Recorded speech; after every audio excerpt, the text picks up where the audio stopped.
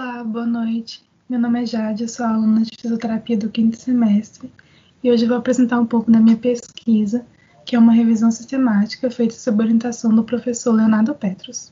Bom, o título da minha pesquisa é A análise da deficiência vestibular em crianças e adolescentes com surdez submetidos à cirurgia de implante coclear, uma revisão sistemática. Bom, o implante coclear é uma terapia padrão ouro usada para o tratamento da perda auditiva neurosensorial grave e profunda em adultos e crianças. A colocação do implante é feita por processo cirúrgico e as técnicas mais utilizadas são via janela redonda e costomia, sendo a via janela redonda mais descrita como sendo a mais segura por causar menos danos à cóclea. Apesar de ser um procedimento seguro, devido à proximidade anatômica dos sistemas auditivos e vestibular, existe a possibilidade de complicação na função vestibular durante a cirurgia, por exemplo, na inserção traumática dos eletrodos na cóclea.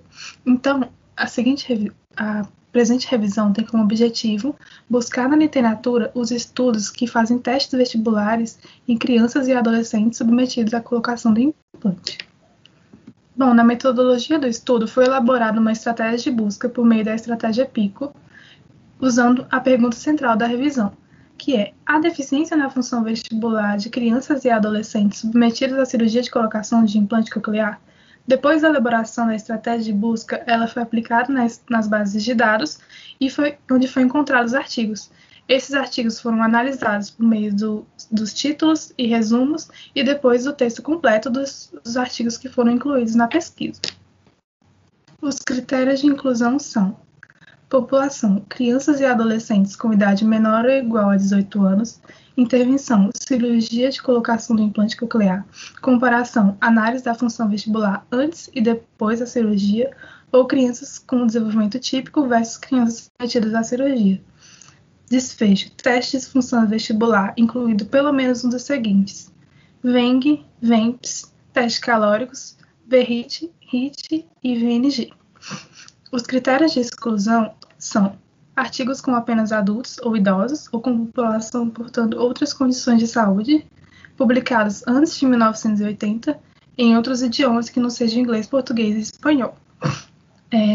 E estudos que não comparavam os resultados de testes pré- e pós-operatório ou crianças implantadas versus não implantadas. Bom, desses estudos, 4.214 foram excluídos após análise de títulos e resumos, 218 duplicadas foram eliminadas e, por fim, 20 estudos foram incluídos para análise completa. Desses 20 estudos, o teste mais utilizado foi o VEMP, usado em 70% dos estudos, e o método cirúrgico mais realizado foi via cocleostomia.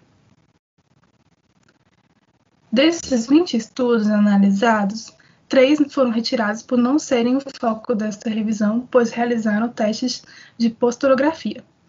Desses 17 estudos que sobraram, os resultados foram controversos quanto aos efeitos deletérios do sistema vestibular de crianças que possuem implante. Por quê? 10 estudos mostraram que a cirurgia pode interferir na função vestibular e os danos no sacro foram mais relatados. Porém, 7 estudos indicaram que a função vestibular não é afetada após a cirurgia de colocação do implante.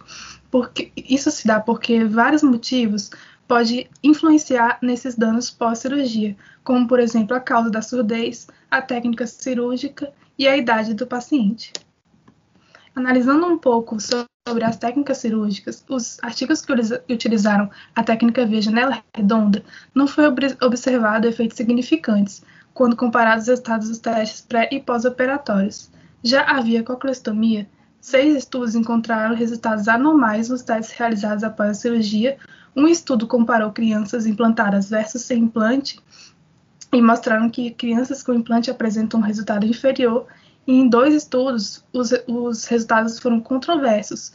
O número de testes anormais pós-cirúrgico foi menor do que os resultados pré-cirúrgicos. E os sintomas mais relatados foram vertigem e tontura. Então, concluindo, a presença de efeitos deletérios ocorreu na maioria dos estudos, indicando que a cirurgia pode afetar o sistema vestibular. Mas é difícil chegar a uma conclusão definitiva, pois diversos fatores podem influenciar nesse desfecho, como já foi dito, como a idade, causa da surdez, os testes realizados e a técnica cirúrgica. Obrigada.